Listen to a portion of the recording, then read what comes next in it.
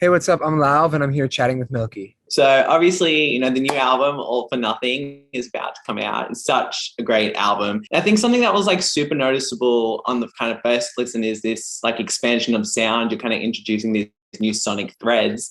What like prompted that newer exploration of sound? I know you did say that you kind of like took a bit of a backseat when it came to the production side. Yeah, I just kind of felt like a little uninspired by what I was doing as a producer, at least being the main producer, you know?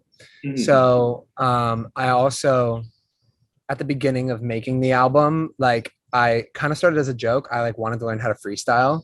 Yeah. And I'm not good at freestyle like rapping, but I was like, oh, like I can just get on the mic, and if I'm working with a couple producers that I trust, like just like go and like totally spur of the moment write the songs on the microphone, which a lot of them were kind of written that way.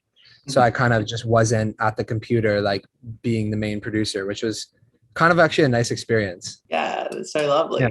So it also is like quite a storytelling album, at least in my opinion, like quite introspective and really considered lyricism that, kind of delves into like self-empowerment and kind of like surrendering to yourself. Could you like briefly unpack the themes explored across the album and like the importance to you documenting them in your music? Yeah, I think the themes are like confidence. That's a huge one. At one point, I thought I was going to maybe make an album called An Exercise in Confidence. 'Cause it's something I've always struggled with. And then childhood's another theme, like star power is another theme. And, the song Kids Are Born Stars is kind of very much a representation of that, of this. I kind of became obsessed with this idea that I believe that we're all, when we're born, you're born with this, like, when you're a little kid, this like totally free, loving, whatever energy, open energy, totally explorational. And then as you get older, it's so easy for that to like go away, or for you to get anxiety and deal with this and that, or to lose confidence. And so I was like really delving into both of those themes, both in the way that I wrote it by like freestyling and just being like, I'm not gonna like think or filter myself. I'm just gonna go and like write whatever song it is, but also just kind of reminiscing a lot on like childhood and that kind of free feeling. Those are kind of I would say the main themes. Yeah. And so I feel because I remember when How I'm Feeling came out, and like kind of the first singles when the album came out felt like quite a long time. Whereas this time around, 26 came out in January, album's here in August. What do you think you learned whilst creating your debut that you were able to then implement into the making of All for Nothing? And like, how do you think your artistry has kind of like evolved between the two? I feel like then I was, if I really think about that time, like how I'm feeling, I was going through a lot of kind of like identity questioning and a lot of kind of like because the first project that I put out before I met you and I was 18 with I Like Me Better and everything was all very like hopeless romantic. It was all about like one relationship. And then like, How I'm Feeling was sort of like, I want to make an album that's like, I'm not just going to be this boy singing about a relationship. Like I'm going to sing about other things and whatever. And this album I feel like is just kind of like really securing, like I'm just going to like write about my life, like fully love everything, all the ups and downs, and just do it in the moment. So I kind of feel like that was the approach to this album. So there's also been some like super great visuals throughout the album's rollout. Like, how important is building a visual identity for each project to you? Super important. I think that's how you like obviously tell everything apart. That's how you kind of get a vibe for what it is. It's always been something. Each like project or each kind of release has been like super different for me. Like and this one um has been a little bit more. I tried to be a little bit less like planned out with it and a little bit more candid. And so if you had to pick like three songs off the album and play someone who had never heard your music, make them an instant diehard fan, which three would you pick and why? Okay, I would play Bad Trip, and then I would play Summer Nights, and then I would play, just in this moment I'm gonna say Molly in Mexico. Yeah, that's it. Yeah, I don't know. I just feel like, especially, I want to start with Bad Trip because that's so different for me, that song. But there was so much like pain that went into the experience that led to that song. And I love songs about that. And then Summer Nights is just so fun. Like I was listening to a lot of kind of like, well, making the album like disco and dance and stuff like that. And it was fun to do a song that was in that vibe that was a little different for me. Those were the three I picked. I have them like written. Oh, no way. Yeah, yeah. But I also had Wait, like that's time after crazy. time. You're synced up. I also had time after time better than this, and 26 is like my next three. So Okay, sick. Yeah, yeah. Well, Wait, so that's what did super you say at helpful the to game? know. That's really nice to know, actually. That's super Yeah. sick. I mean, everyone should just listen to the whole album, like back to Yeah, front, top to bottom, the whole thing. But yeah, 100%. good three. And so is there like a particular like lyric or like musical motif from the album that you find will get stuck in your head more often than not? Or maybe like one that you're most proud of? I would say for whatever reason, even though it's so simple, whenever I think of like a lyric that personally means the most to me, because it's just a reminder for like what I need to focus on in life, is just, "Hey Ari, are you happy?" Because I feel like prior to making this album, I didn't really prioritize one, like Ari the person for a while. And I didn't prioritize happiness. I kind of was just prioritizing like productivity and like trying to make shit happen and get shit done and like be busy and not really focus on happiness. So I think like, really that song to me is kind of like a nice reminder to like check in about that.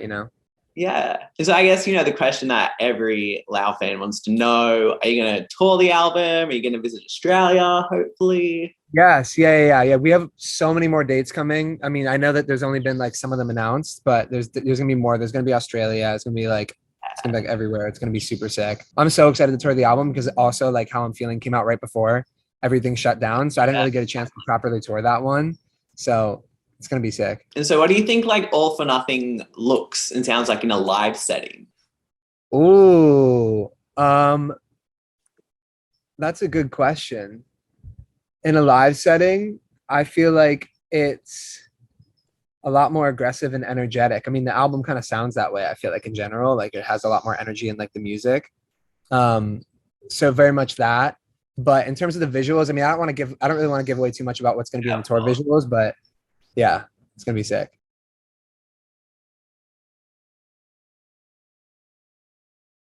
Ooh, Coldplay, John Mayer, Muramasa. Yeah, I would say those are some of the, like the biggest like long time ones.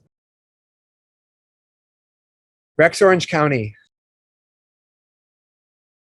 Well, right now it's actually the Bad Bunny album, even though I don't actually like understand all the lyrics. I just like literally fallen in love with the album so intensely. So yeah. Ooh, I feel like I would want to do like either like Midnight in Paris or like the animated version of A Christmas Carol. I don't know why, but I just love that movie and it would be fun to do something weird. If I'm in the moment, I'm just thinking about how sick it is and like how fun the energy is with everyone. But if I'm in my head, I'm judging myself constantly. So probably being like, oh, I just like stumbled wrong and I just did this and I looked too long in this direction. Like I get so in my head sometimes. Yeah, yeah. No good. I think I gotta say Miley Cyrus. First concert I went to was My Chemical Romance, I Nice. think. Yeah. Gonna have to say mine. Just gonna have to say the Lauv show. Good stuff. I mean, it'd be pretty bad, like if you didn't think your own concert was one of the Yeah. best you No, picked. I was like, I'm not gonna say that. Okay, I'm gonna say it. It was either actually like a way, I forget what's the name of it. It was an Eminem album, like when I was like a little kid, when I was like way too young to even be listening to that. But then I also got gifted like I think it was like a Missy Elliott CD. It was like the first CD that was given as a gift to me. I feel like being a Spice Girl would be fun. I feel like that would be super fun. Wait, can you name some of them? I honestly Oh yeah. forget. So there's Ginger, Posh, Scary, Sporty, I and would be bougie. I would be bougie. Ooh, I think probably the one of the craziest ones is when I shot my music video for Sad Forever in the Philippines, and we did that. Yeah, we kind of like decided we were gonna make the music video like last minute, and we like set it all up, and then yeah, that was such a crazy show.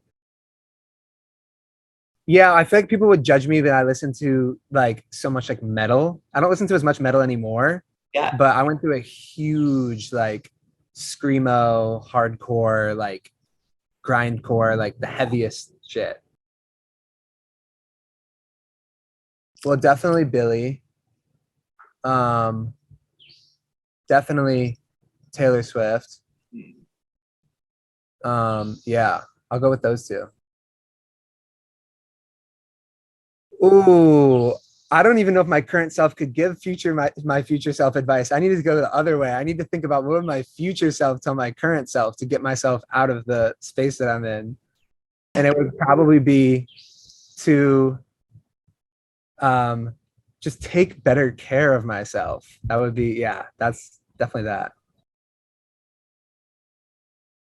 Probably the first time I started like learning how to play guitar and like sing like Green Day songs, I became obsessed with it.